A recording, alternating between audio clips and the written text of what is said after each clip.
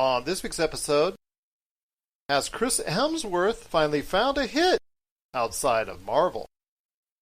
E3's loss is some other's gain? And what are the top movie franchises of all time? All this and more as we once again delve into the pop culture cosmos. Welcome to the pop culture cosmos. And we're back with another episode of the Pop Culture Cosmos. This is Gerald Glassford from Pop Culture Cosmos and Game Source, and also Inside Sports Fantasy Football and the Lakers Fast Break. Thanking everyone out there for listening to all of our great shows. But it wouldn't be a Pop Culture Cosmos without my good friend. It's our own Tyler Rake of Pop Culture Cosmos. You got to catch what he's doing today at popculturecosmos.com. Also, his great podcast, which you need to listen to right away, and that is Topicocalypse, of course, after ours. And also his great book, which you can get on Amazon or Barnes & Noble or the Kindle or the Nook. Congratulations, you suck. It is my good friend. It is Josh Peterson. What's up, man? What's up? What's up? Just another Sunday, another beautiful Sunday, ready to talk some video games and things. How are you doing? I'm doing all right, and please be patient if you're watching us out there. We're doing a little bit of a test type of thing. We're trying to do this simultaneously between Facebook Live and our good friends via StreamYard to YouTube. So we're just doing this as a little bit of a test because there's been some delays with the internet and whatnot. So we're going to have to go ahead and try and think outside the box for this time. So we'll see what happens. We'll see if we like it, and we'll see if we're going to do it going forward. But this is kind of a little bit of a test for now, so appreciate everyone's patience that's watching. But it is going to be a great show, my friend. I'm doing pretty good. Thank you for asking. I'm safe, and I'm hoping everyone out there that's listening to us is safe and happy and healthy as well as best as I can be under the circumstances anyways, because it's still going on in a lot of states, a lot of areas where there's some serious things that are going and taking place in this middle of the pandemic. So I hope you and your family out there are as safe as possible under the given circumstances. But it is going to be a great show we've got for you today. We're going to be talking about the real fake Tyler Rake. And that is Chris Hemsworth coming up here in a minute in regards to his movie Extraction, which is now a big hit on Netflix. And people are going, this is great for Chris Hemsworth's career and all that. We'll talk about that coming up in a sec. We also got a little bit to talk about when it comes to more movie delays. We've got our list as well of the top 10 movie franchises. And if you're watching us on Facebook Live, you're going to see a sneak peek of that coming up here in a little bit. Josh wants to hit me up on a Final Fantasy remake and which one I would like. And then someone we've actually spoken about on the show, for better or for worse, Geoff Keighley is at it again. We're going to talk about that coming up later in the show as well. But first, my friend, I don't want to do some corrections real quick. Naughty Dog, on the controversy with The Last of Us 2, official word came out. The speculation in regards to employees or disgruntled employees or things of that nature, that was kind of put to bed and put to rest as Sony and Naughty Dog in a joint statement pretty much solidified, in their opinion, they're saying that was an outside source that grabbed all the footage and all the synopsis and all the spoilers for Last of Us 2. So I want to ask your thoughts on that, because I don't know if that's better or if that's worse in regards to what's going on with The Last of Us 2, that an outside source got a hold of all this information. Well, it makes you wonder, as an outside source, how are they getting the information? Because obviously if something's coming, there's something being leaked from the earth. No, if they're getting information, it's coming from somewhere. They're not just Googling, when is this game coming out or something like that, and getting the information they need. It has to be coming from somewhere. So that being said, there is still a leak in Naughty Dog. It might have been someone else reporting it, but there's still a leak happening, and they're getting sources from somewhere. And I guarantee you, like a company like Naughty Dog, it doesn't have it so anyone can easily, break past their firewalls and pull out whatever they want about whatever they want. And that's just, I don't know. I feel like they're saying it's coming from an outside source. It doesn't really soothe the curiosity at all, because somebody is still leaking that from the inside, and I'm just curious who it is.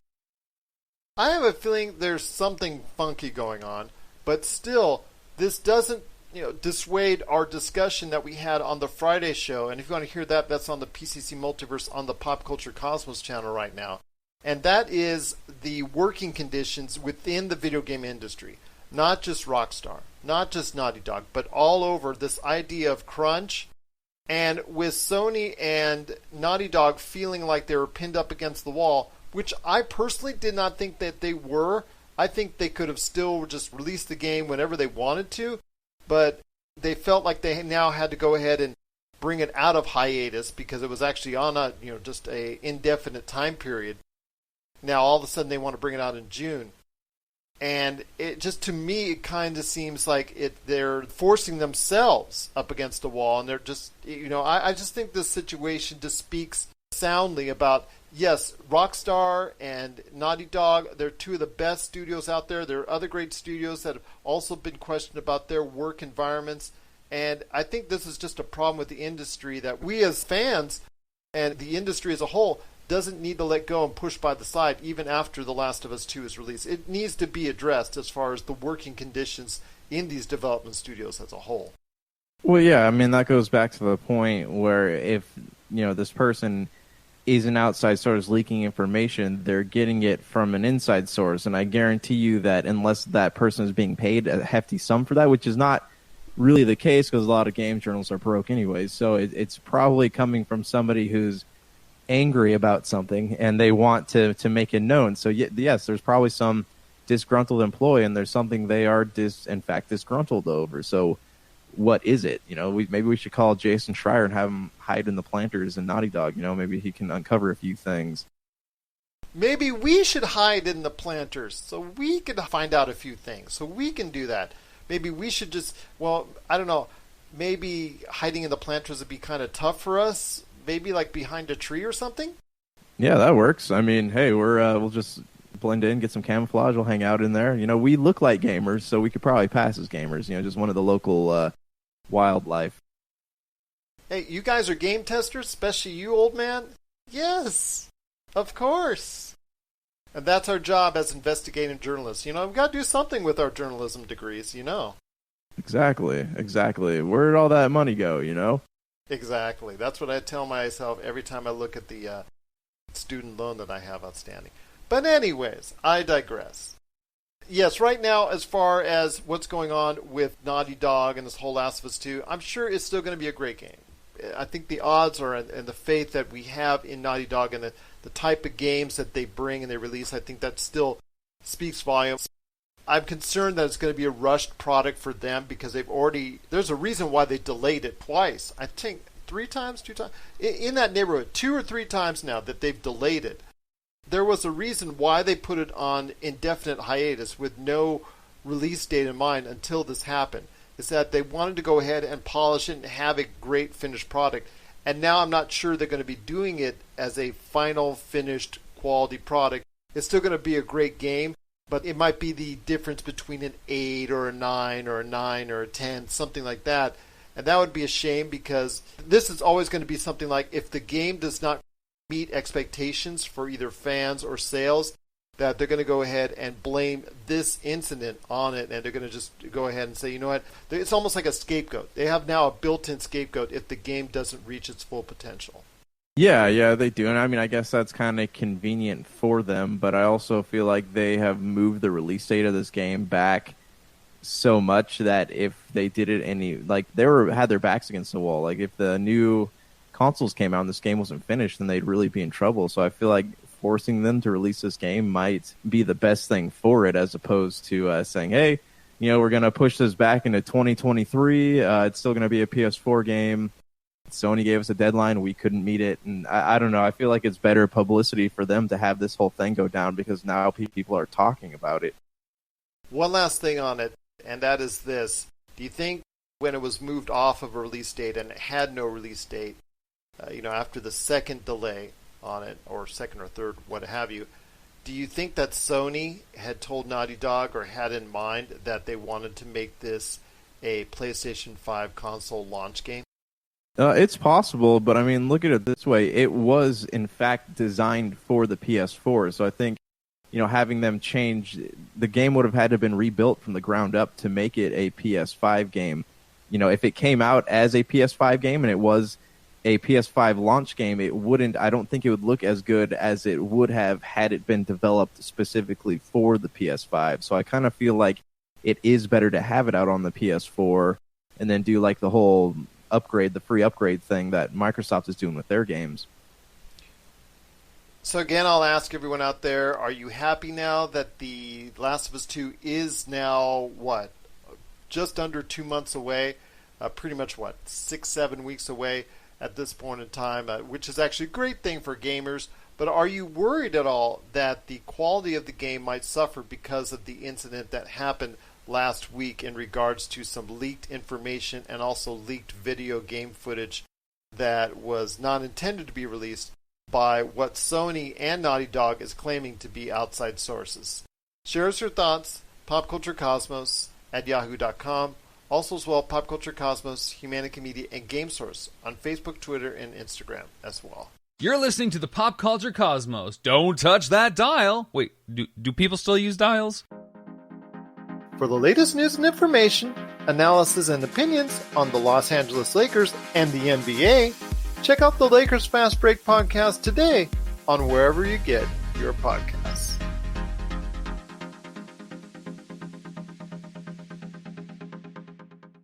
Well, my friend, I wanted to ask you also as well, while we're here talking about some great things going on within the world of pop culture, about Extraction. And as someone who has dipped into the waters of Netflix, I'm sure you've heard right now of that Extraction is the latest thing going on Netflix as far as volume, as far as fans loving it, as far as interest into it. And this plays into the fact that it stars Chris Hemsworth as, of course, the given action name, which I was joking in the beginning with you, Josh, Tyler Rake. What a name. Tyler Rake. And I wanted to ask you this.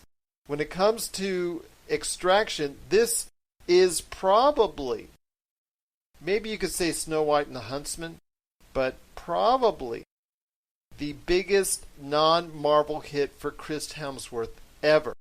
Because he has an absolute string and long line of losers. I felt really bad for the guy because he has very, very, very good comedic timing. I think from a comedic standpoint, he's extremely good. Obviously, we've seen that from the Thor movies. I've really been impressed with his work. I mean, maybe you could also put the Star Trek 2009 because he was in the beginning of that in one of the best opening sequences to a film I've ever seen in the 2009 reboot of Star Trek. But there's been a string of bad movies that he's been a part of for quite some time outside of the Marvel Cinematic Universe. Could this be a sign as far as the hit and the reception for Chris Hemsworth? Maybe he should start thinking about going to movies like they're going straight to streaming. Do you think he should continue as far as his box office string of movies that he's been doing outside of Marvel? Or do you think maybe the Netflix thing is the way to go for the foreseeable future? Was the movie bad? Did you watch it? I have watched parts of it. I think the movie is okay. It's getting okay reviews, but it's similar to what we saw with Ryan Reynolds in a movie that was roasted by critics in the latest Michael Bay film that he did. And that movie has done extremely well on Netflix, and so much so that he's signed for more projects down the road on Netflix. It's the same thing. Action movie. In fact, Ben Affleck. We talked about the movie that he did last year. That was an action movie. Probably would have been roasted over the coals by critics if it had gone to the big screen. Same thing goes along. It's these movies that wouldn't be critically received well, that might not find an audience. It's finding an audience on the smaller screen in the form of Netflix. In fact, basically, to me, it's these 80s and 90s style action flicks, or maybe even early 2000s like Taken style action flicks that are now finding a new audience on Netflix that maybe wouldn't on the big screen at this point in time. Well, I mean, I feel like those, expendable type films, like they are better experience on something like Netflix, right? Because you're not losing any money by going to see it. You're not, you're not paying the $5 to $7 or $8 VOD costs of watching the film. You're not paying $17 to watch it in movie theaters. You're just paying your monthly subscriptions. It's there. You might as well watch it. And for that reason, I think those over the top action films are better suited for Netflix as opposed to a theater run. And if that's the case, if they're getting viewed by so many people, it might be. I'm not saying that actors should just do Netflix films, but if they want to go out and try new things that aren't going to pigeonhole them into one role or another, kind of like Thor, then Netflix might be the right place to do something like that. If you just want to kick back and have some fun, like it seems like what Chris Hemsworth and Ryan Reynolds are doing, that is the right place to do it. Because I guarantee you, should Chris Hemsworth decide to go out and do something that's big budget outside of Netflix, people will still go watch it. Same thing with Ryan Reynolds. Like Ryan Reynolds can make a movie about nothing and people will still go watch it. Doesn't matter where it is. Netflix is a good place for things like that. I disagree with you on that. What? With Chris Hemsworth and Ryan Reynolds, they both made movies in recent past. With the latest Men in Black for Chris Hemsworth. Chris Hemsworth has also made a ton of movies. In fact, I've got his profile up right now. When you consider 12 Strong, Ghostbusters, Black Hat, I mean, there's a string of losers for Chris Hemsworth. And for Ryan Reynolds, Life, and there's a couple others. Although Hitman's Bodyguard was a good enough hit so that they're making a sequel for that. I understand that, but Ryan Reynolds' career outside of Deadpool as of late has been kind of hit and miss. I think Free Guy, that you and I both want to see, is something that I think will be the litmus test to where Ryan Reynolds' popularity is at when it comes out later this year. At least it's scheduled to come out later this year. I think Free Guy is something that is going to play very well or be a quick miss for him. So I'm hoping that will work because it looks really terrific as far as a film from our vantage point. But they both had their hits and misses when it comes to the big screen outside of their Marvel counterparts. But imagine, if you will, if those movies that were misses on the big screen, if they were on Netflix, do you think the number of viewers would have increased drastically for those films? Absolutely. I could right now. Life, with the great cast that it had on, I thought it was a really solid cast that was part of that film, and that movie tanked because the movie just didn't play very well, didn't review very well. I thought that movie on a Netflix format would have been similar to what you saw with the Cloverfield Paradox, which was an awful movie that would have tanked at the theaters, but again, was made out to be a big hit because got the commercial on Super Bowl Sunday, and right there and then people wanted to go ahead and see it on Netflix, so it became a huge, massive hit. If Life would have had that same type of release, I think it would have been a massive hit. So you're right. Any big name at this point in time that we're familiar with, whether it's the Will Smiths, whether it's the Chris Hemsworth, whether it's the Ben Afflecks, whether it's the Ryan Reynolds, when they're doing movies that are like quality-wise, it's best to go ahead and put those movies out on streaming formats, especially Netflix right now, because people are just eating it up. Yeah, I mean, now especially because they're all at home kind of looking for things to do. But with Netflix, it's an interesting model because people aren't losing money by watching things that they might not like. And you can even get 30 minutes into a movie, turn it off. It's not going to cost you a penny outside of your subscription fee. So if you're going to do an expendable type film or a Fast and the Furious type film that's not labeled Fast and the Furious, Netflix, I'm willing to bet that within the next couple of years, we will see these over-the-top action films. And I think that's going to be the case because more and more of these studios are realizing that Netflix is probably the way to go for these type of films. And it's so funny because these type of films, as I was saying earlier, for Arnold Schwarzenegger, Sylvester Stallone, Jean-Claude Van Damme, and the like, these were the backbone of the movie industry and the box office for the 80s and also the 90s. And even somewhat, like I was saying earlier, with Liam Neeson's Taken and some other action movies in the 2000s. Not critically rated films, just go out, shoot as many of the bad guys as you can, and get the job done in a 2-hour time frame.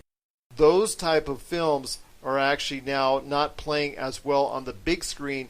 Those movies are actually playing much better on those streaming formats. So I agree with you. I think those type of films, those action movies that are heavy on action, less on dialogue and story and narrative, those movies you're going to continue seeing a push towards streaming outlets, which is going to make it much easier viewing for a lot of people out there as far as that having choices and whatnot that maybe will be more palpable to a larger audience.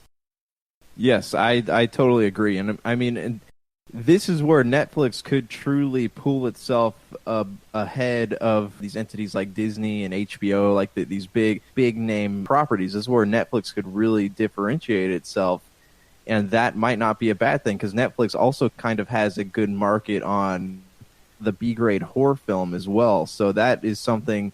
Netflix has a lot more opportunities, and they can get away with a lot more than the other companies can. I think that works in their favor, and in the end, that might be what kind of keeps them hanging on, keeps them treading water.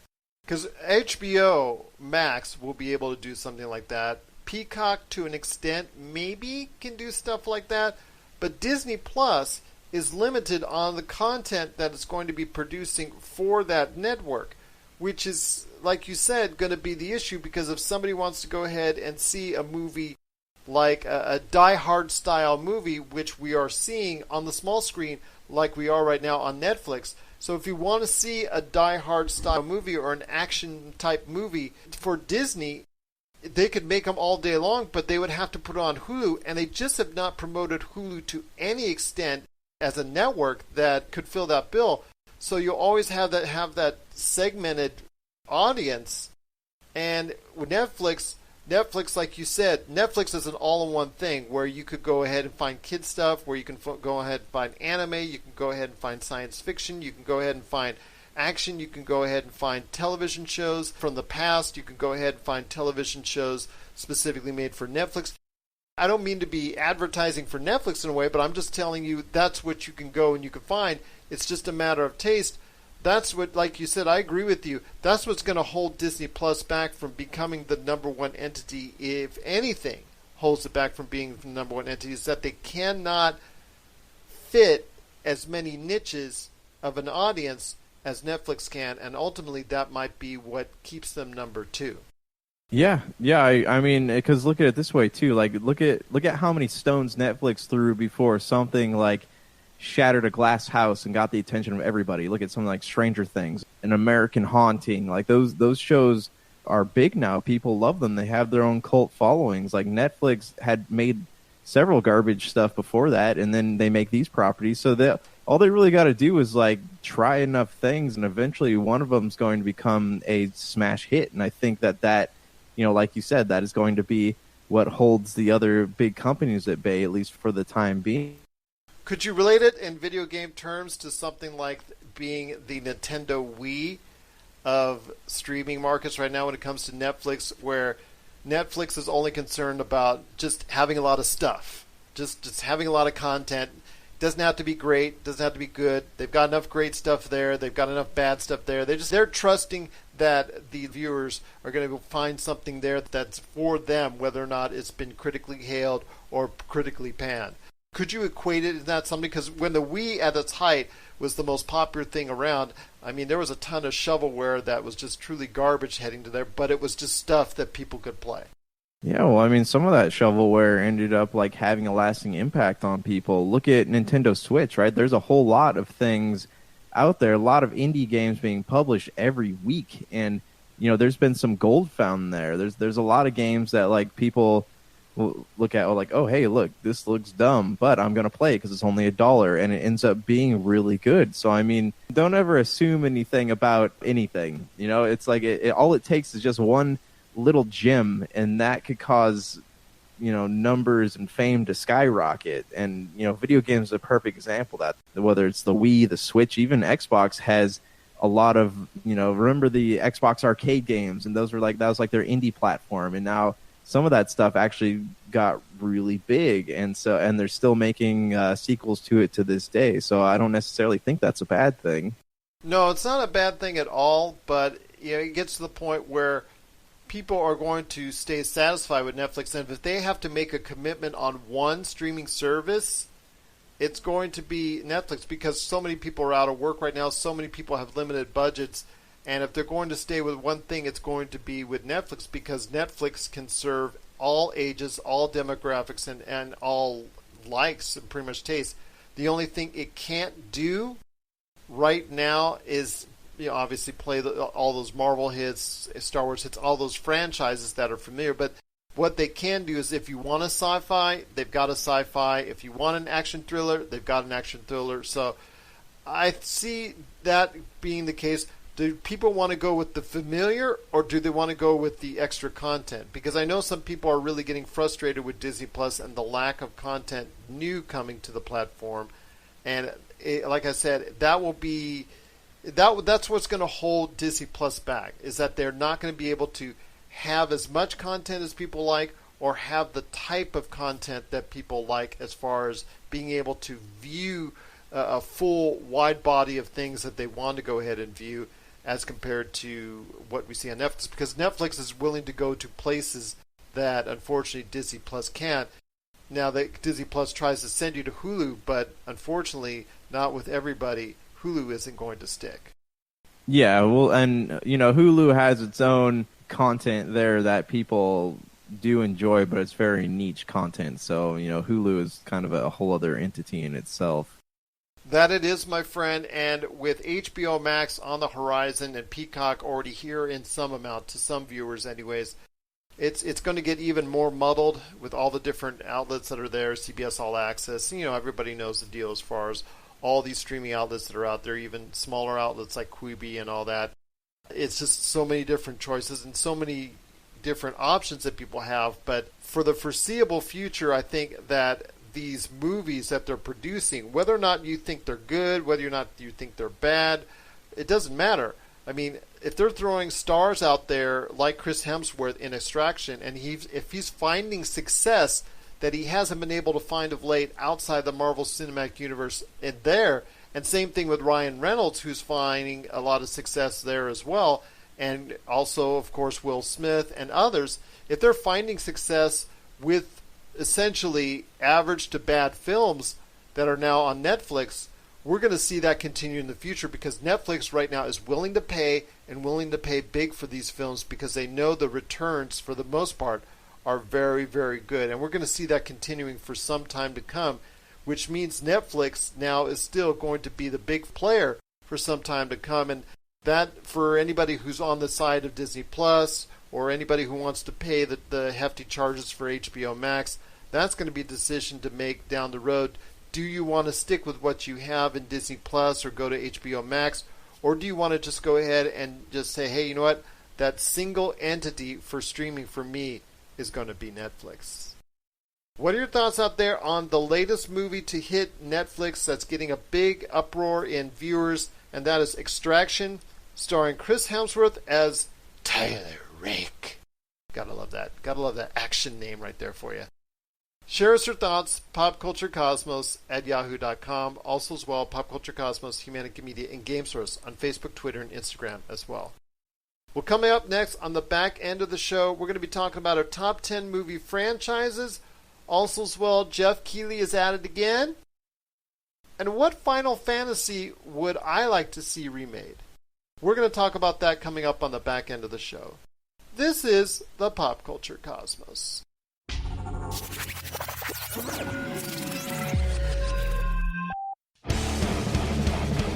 Get ready for Kitty Origins Evolutions, the latest documentary from Rob McCallum.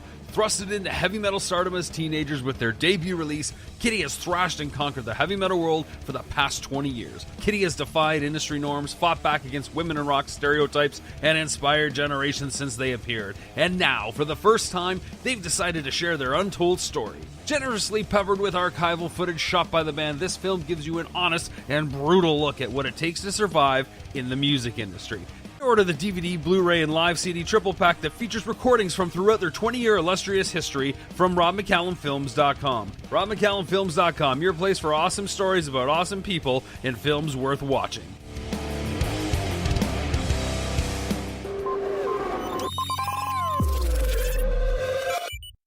And we're back with the Pop Culture Cosmos. It's Gerald Glassford coming right back at you here. Cannot thank you enough for listening to all of our great programs. Okay, Josh. I want to go ahead knee deep into it right now. People always ask us what are those great movie franchises that I think are out there. And this is our opinion only. This isn't by dollar amount or whatnot.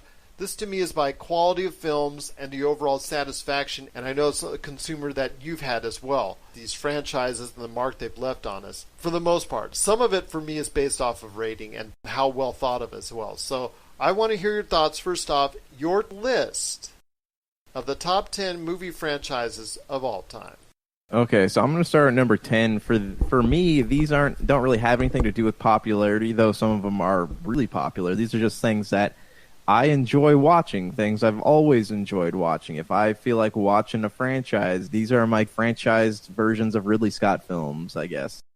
All right, so I got at number 10, I have the Oceans movies. I love the Oceans movies. I don't like Oceans 8, and that has nothing to do with the all-female cast. I just thought that it was perfect having that cap at Oceans 13. Oceans 13, not amazing, but Oceans 11 and 12, really, really great films. And they're just fun to watch. You know, seeing that all-star cast come together, seeing their chemistry, like it was a fun franchise to get into. At number 9, I have the Pirates of the Caribbean. Didn't really enjoy the last one. You know, the one before that on Stranger Tides, okay. But, you know, I'm probably one of the few that did enjoy the first 3, like all of them. I know number 1 was really well liked among people, and everyone was kind of like, on number 2 and 3, but I did really enjoy those movies. I don't know, that's my favorite ride at Disneyland. I always like to go on that. It's kind of a cool world to go into, and I like Orlando Bloom as an actor. I think he's really great. I got another series with him coming up here later. Number 8, I got The Mummy, and you cannot tell me that you don't like the Mummy franchise. Like, it's fun. It's popcorn movies. Like, you can sit there and watch them. You don't have to think about anything. You just sit there and laugh, have a good time. It takes you on an adventure, and it's over within an hour and 30 minutes. And you just kind of go, okay, well, that was cool. So I'm gonna, I'll probably end up watching that one again. At number 7, I have The Conjuring. Really like that franchise. Think all the films are really well done. That's one I do have good memories with. I watch them. I've seen all the films. I've watched them with my dad. I do enjoy horror films, and I think The Conjuring does it right. You know, they don't beat it to death, kind of like Texas Chainsaw Massacre, Friday the 13th, no pun intended. And no, they don't do like what Paranormal Activity did, where they built up this big story and then it just kind of fizzles out. He connects all these worlds, and he does it in a really sensical way. So I do enjoy that. Number 6, James Bond. I love the James Bond series, and I know we've talked about who's the best James Bond. There's Sean Connery or Daniel Craig, Pierce Brosnan, whoever you think is a good James Bond. I really like the films. I like the newer ones a little bit better than the older ones just because they're all connected, and continuity is everything to me. Number 5, I got Harry Potter. Harry Potter is a franchise I do love going back. I love reading both the books and the movies and watching the movies. I think J.K. Rowling is very talented, but I do think she's done a great job of crafting this world and continuing it on through the Fantastic Beasts and the Pottermore thing. She is someone who's done something that very few people have done. She has inspired several generations of kids, and that is something that, like, you look at the Hunger Games and you're like, okay, well, that's going to be something that people within a certain demographic will talk about, and I think that's something that very few people have done. At number 4, I have Alien. I do really like those films. I'm one of the few who might have enjoyed Prometheus. I was kind of eager to see where that went, but that one was really good. What can we say about Alien we haven't said before? Not really a whole lot. It just sticks out to me because I really enjoyed watching those. Marvel at number 3. You'd think Marvel would be my number 1, but it's not. Marvel's my number 3. I do really enjoy the movies. Some of them I like more than others, but there's a Marvel film out there for everybody, and that's something that not a lot of franchises can say. And Marvel has done something that nobody has done before. They've successfully connected so many different characters across so many different movies. This is something DC has not done successfully yet, and Marvel is kind of a pioneer in that category. Number 2, Lord of the Rings. Love me Lord of the Rings movies, and I am including The Hobbit in this. Say what you want. I know the purists don't like the Hobbit trilogy, but Any excuse to go back to Middle Earth is one that I will gladly take, and I can't wait for the Amazon show to come out. Number 1, I got Jurassic Park. Who does not have a special memory of that John Williams soundtrack playing? You know, the first time you see those Brontosauruses out on the plane, Dr. Grant and Dr. Sadler get out and they look up and they're just totally shocked by what they're seeing, and like sticks out to me so well. And like I didn't really like the last Jurassic Park movie that much, but Jurassic Park is a place I do enjoy going back to time and time again, and that's something that, you know, even going to Universal Studios as a kid, I always loved doing that. I have very special memories of this film. So that's my 10. Gerald Glassford, I ask you, what are yours?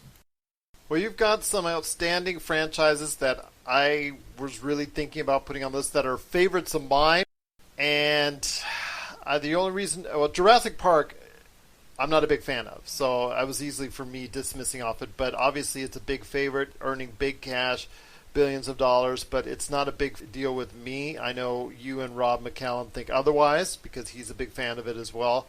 The DC movie universe is now finally really starting to get on track. For me, is something that for a while now, outside the Batman films, and the Batman trilogy is, I don't know how you would treat the Batman trilogy when you talk about the Jonathan Nolan's Batman trilogy. Would you treat that? Because we're treating these movie franchises as anything 3 and above, so I don't know if you would separate that or not, so it's kind of confusing there. With the Batman trilogy from Jonathan Nolan, much better than what's been served in recent past from the DCEU, although as of now, with Wonder Woman and Aquaman, it's now getting into the right direction for DC, so I'm glad to see that. James Bond 007, truly a favorite of mine, but, you know, something that, like you said, has had its way ups and its way downs as far as movies. I mean, people love or hate Roger Moore movies, whether he was always breaking the fourth wall and looking at the camera and winking at the camera, George Lazenby, or any of the other movies. I mean, people seem to love Sean Connery, and people seem to be mixed on either or. And now just finally getting into Daniel Craig's 007 character, which I'm now finally getting into. Obviously, Skyfall did it for me and did it for a lot of other people who were maybe on the fence. So James Bond is an outstanding series, and I wish I would have been able to put that one on my list as well. The Conjuring, it's got to be if you love horror movies. I'm not a big fan of horror movies, not a huge fan of it. I appreciate it for what it's worth. I watch horror movies, but I'm not a huge fan of the Conjuring series just because it's something that I've never really gotten into. I mean, I've watched a couple, but it's just not something that's captured me. The Mummy was just popcorn fun, a lot of fun, number 1 and 2, and then it fell off a cliff at number 3. I think that's probably why it didn't make my list, because number 3 is just such a movie poo-poo. Pirates of the Caribbean is something that outstayed its welcome. I think is pretty much what we can say about that one. I love the ride too. My daughters and I, my family, we every time we go to a Disneyland or Disney World, we go on it. Would you say that the first 3 were okay though? Like, would you say that they were decent films? Yeah, they were pretty decent films. And the Jack Sparrow character was somebody that was good, very good character, very entertaining. But it had a story and a plot line and some interesting side characters that were keeping you invested in the films. Once those side characters started to get stale, once the story started to get stale, and once Jack Sparrow became a caricature of himself, the movies just seemed to like that as far as the Pirates of the Caribbean is concerned for me. The ocean movies for me, I love them. I watch them every time they're on TV, and that includes Ocean's 8, which I really enjoyed as well. Put that on par with Ocean's 13. If I would put Ocean's 8 and Ocean's 13 as far as equal footing, I'll watch them, and I have no problems watching them at all. Ocean's 11 is really good, but Ocean's 12 is the best of the bunch. I'm just going to tell you right now, Ocean's 12 is the best of the bunch. They're all watchable films with me, so you're right. That was very close for me putting on there, but yeah, Ocean's 12 was the best for me. Would you say with Ocean's 12 that Ocean's 12 is kind of like a different genre than Ocean's 11? Like it had a far more serious tone, and it felt very cool. Whereas Ocean's 11 was kind of chaotic and funny. It reminded me a little bit more of Snatch, but Ocean's 12 had a totally different tone to it. It did. It was very slick in its presentation. I think because of the European flavor that was added into it, I just think that overall it was a much more... In fact, I think with Soderbergh and the whole crew and whatnot, now that they went through Ocean's 11, and that Ocean's 11 was more fun, more upbeat, more perky. Ocean's 12 was more desperation. There was more grittiness to it. There was more sly humor. It was a more intellectual film than Ocean's 11, and I think that's why I like it better, is because something that it really plays to you. And the deception, even though there was deception in Ocean's 11, Ocean's 12 took it up to an even higher level, which I really truly appreciated. Ocean's 13 tried to do some of that, didn't quite work out, although it's still a pretty good movie. And Ocean's 8 tried to do some of that as well, and that's still a pretty good movie for me. Yeah, the Ocean series is a really solid one, and I recommend people going out of the way to check any of those films out. So we want to go ahead into my list, and number 10, we're going to go with, and this is not my favorite movie franchises. I'm going to tell you right now, these are not based on my favorite movie franchises. These are the ones I think are the top 10 based on fan response or fan respect that's out there. And number 10 is Despicable Me, because the Despicable Me series has been something that a lot of people have enjoyed, especially now when you got the new Minions movie that's being moved, so you don't know when that's coming out. But that's something that Despicable Me movies has been very entertaining, and I think looking forward to more great things from the Despicable Me and Minions, which you got to put in the mix as well. Number 9 is Star Trek, and that's because Star Trek is all over the place. I still hear people today that have never watched a Star Trek movie or never watched a Star Trek series. I hear that more often than I think I'd like to hear. I'd love to see people get into Star Trek a lot more, especially the first two rebooted films, Star Trek and Star Trek Into Darkness. They want to get something that's a great modern feel. J.J. Abrams doesn't exactly love Into Darkness. I like Into Darkness a lot more than he does, I think. But the rebooted Star Trek is something that I think is a really fun film to get into, really well made, dots a lot of I's, crosses a lot of T's. It's the movie that I was hoping some of the Star Wars movies that he was a part of would have been more like. If he was trying to make it like that, I think it would have been great, but unfortunately didn't quite work out the way he wanted it to. But Star Wars, the reboot 2009 especially, then you go back to Star Wars 2 as far as from the original crew, The Wrath of Khan, that is one of my favorite films of all time. So there's been some highs, there's been some definite lows with those films, so it depends on which ones you like. But yeah, overall, I think you would have to throw Star Trek in there in some form or fashion, and it goes on the back end. Number 8 is Hunger Games, and Hunger Games for me is solid. It's solid viewing, solid watching, tells a good narrative. Kind of breaks down on the end when they did the part 1 and the part 2 of the last two films. Obviously the greed kicked in, and they felt like, the studio went like, we're going to go ahead and break down this in two parts, as we're seeing from a lot of stuff, like, for instance, another series coming up here in a second, where maybe it shouldn't have been broken down to two parts. It kind of was like fragmented, so to speak. I don't think there was enough there to go ahead and break it into two parts, but you know what?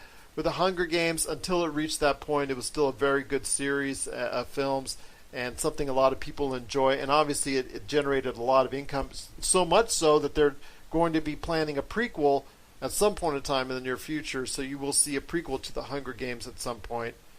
Number 7 is the Harry Potter series. I'm not a big fan of the Harry Potter series, but I respect the movies. Obviously, a lot of fans all over the world has done so much. The volume of dollars in the box office, and a lot of people love the Harry Potter series. It's watchable to me. I watched it the other day with my family, so it's something that I can sit through and understand and still appreciate. But it's something that a lot of people out there truly love. And like you talking about earlier, Josh, with J.K. Rowling and all that, is something that I think a lot of people will enjoy for years and years to come. At number 6 is Raiders of the Lost Ark. We'll see what happens with the Raiders of the Lost Ark 5, which may come out while Harrison Ford is still alive. We're going to have to wait and see on that one.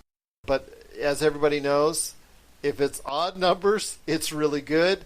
If it's even number Raiders of the Lost Ark, it's really bad. So we'll have to wait and see what happens. It would be an odd number, I think, so that would be a good sign for Raiders of the Lost Ark fans going forward. Number 5 is the Godfather films, and I know Godfather films will probably be a lot higher Even though Godfather 3 doesn't get the acclaim that Godfather Parts 1 and 2 get. It's not a huge favorite of mine as far as the Godfather series. I'm not a huge fan of it as much as other people are, but I give it enough respect that it should be on anyone's top 10 franchise list. Number 4 is Star Wars, and this one hurt me a lot, Josh. This one really hurt me a lot. Put it that low on the list. And that's simply because when it comes to the movie franchises, there's been 3 very, very good films, including Return of the Jedi. So that original trilogy is really just up there. And then from there, for me, the prequels, for the most part, are not that great, and not that great at all, and to a lot of other people as well. And this recent body of work in these films, as far as, ever since The Force Awakens, has produced, for me, only movies that have been okay at best. And that to me is truly the worst part about it for me as a Star Wars fan, as someone who still loves the Star Wars franchise and remembers it so fondly. Even to this day, I love so many aspects of the Star Wars franchise outside the movies. And it's unfortunate that the Star Wars movies, even the ones that came out today, are just not meeting the standard that was set so long ago.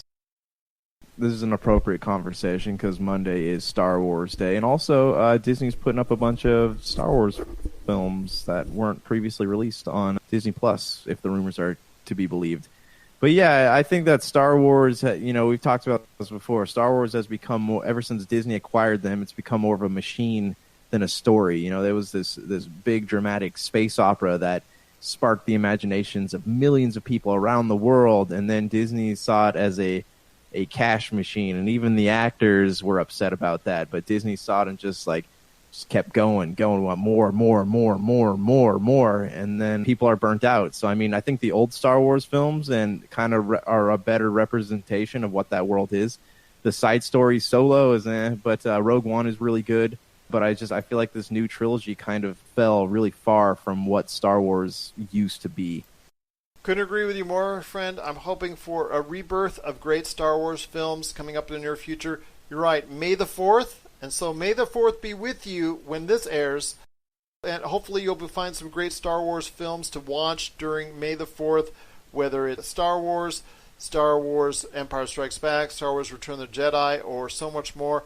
And I know Star Wars Rise of Skywalker is going to be headed to Disney Plus as you hear this on Monday. So, if you like that movie, which we, Josh and I kind of really could have taken it or left it, but be that as it may, it's still something that if what's out there, it's going to be new content fresh on Disney Plus. So enjoy all the Star Wars content, and hopefully you will have a great May the 4th as well.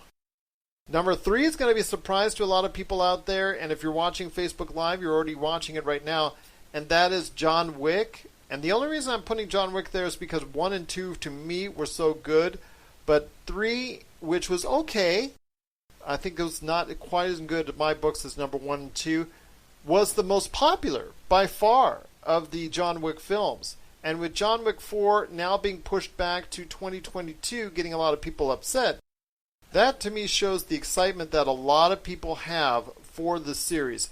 And it is the series that wasn't meant to be the series that is now the series, the little series that could.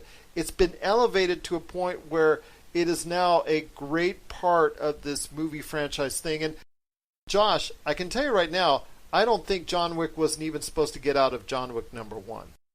No, I think it's just one of those little indie action films that was supposed to be like a one-off, and then it ended up being a cult classic. And you see, there's been a lot of people trying to repeat that formula via Netflix and Hulu and whatever else, the straight to VOD films, and they have never quite been able to catch that magic. I think casting Keanu Reeves in that role was the perfect move, and that kind of made that franchise, and it also put Keanu Reeves back on the map, because I wonder, if not for the John Wick franchise, would there even be discussions about a Matrix 4? I think not. And Matrix 4 right now is going to be put. In fact, it was kind of funny because Matrix 4 and John Wick 4 were going to be released on the same day in May of 2021 until John Wick 4 got pushed back. Number 2 is Lord of the Rings. And you know what? I know, Josh, you were saying that The Hobbit films they don't like to include as far as the Lord of the Rings are concerned. But you know what? The Hobbit films have made, those 3 films, $3 billion.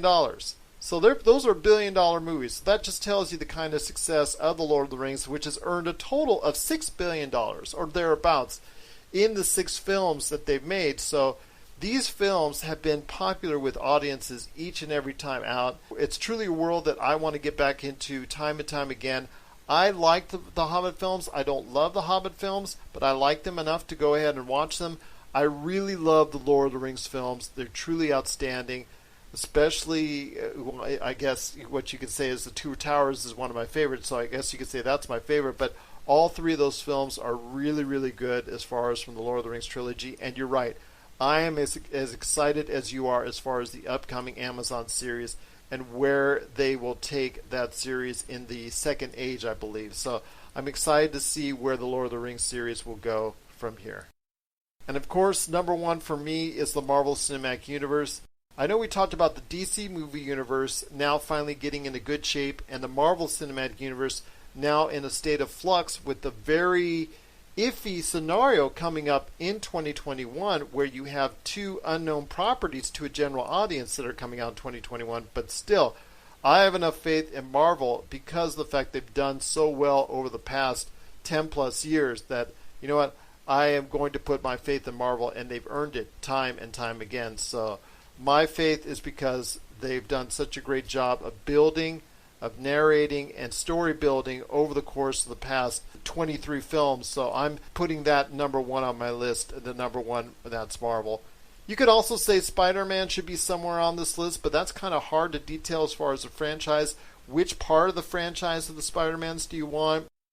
I'm just going to go ahead and include it into the Marvel Cinematic Universe right now and just make Marvel number 1 on my list of the top 10 movie franchises. And if you have your list of the top 10 movie franchises, we would love to hear your thoughts as well. popculturecosmos@yahoo.com.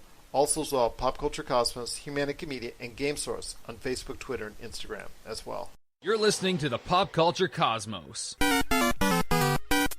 If you're tired of sifting through flea markets for rare and unique games, we can help. Retro City Games in Henderson, Nevada, only 5 minutes from the Las Vegas Strip, has all your favorite gaming staples, classics, and a wide selection of rare games with new stuff always appearing on our shelves. Come in and chat with Nicole or Doug about your love of games and watch as they help you complete your collection or find your childhood favorite. And don't forget, Retro City Games loves trade-ins. So if you have any Nintendo, Super Nintendo, Sega, Xbox, PlayStation, or even PC games, come in and visit Retro City Games today. Welcome to the new metropolis of gaming, Retro City Games. Well, before we head on out, my friend, 3 quick things we want to hit on. I know you wanted to ask me something on Final Fantasy. Is that correct? Yes. So, having played Final Fantasy VII, it started getting, or the remake, it started to make me wonder what would the rest of the, the earlier numbered titles or later numbered titles look like if they had been given that same treatment. Is there one that you would like to see given the remake treatment? Because for me, I would really love to see 9 given like that full HD treatment. But is there anything that you would be particularly interested in?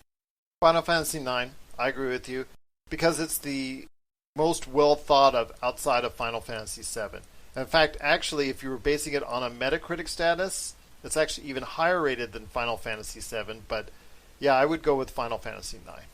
If any remakes do happen beyond 7, like 8 will probably be the next one, because that's kind of a cult favorite amongst fans. So there you have it. If you got a choice instead of us for Final Fantasy IX on the next Final Fantasy remake, please share it with us. popculturecosmos@yahoo.com. My friend, before we head on out, we got to go ahead and hit 2 more things. Are you ready for another G.I. Joe movie? Because Hasbro gave the green light for another round of G.I. Joe movies, or at least a movie per se. So what are your thoughts on returning to the world of G.I. Joe? I don't have any. I didn't really like those movies the first time. I was kind of hyped to hear that there maybe be a G.I. Joe Transformers crossover, but I am not very interested in G.I. Joe. I know wasn't there like a Snake Eyes movie coming out or something? Was that something they were talking about? They were talking about a Snake Eyes movie. I know also as well, Transform movie has been greenlit for, I think, a 2022 release, if I'm not mistaken, or 2023. So there is a Transformer movies, of course, coming on the way as well.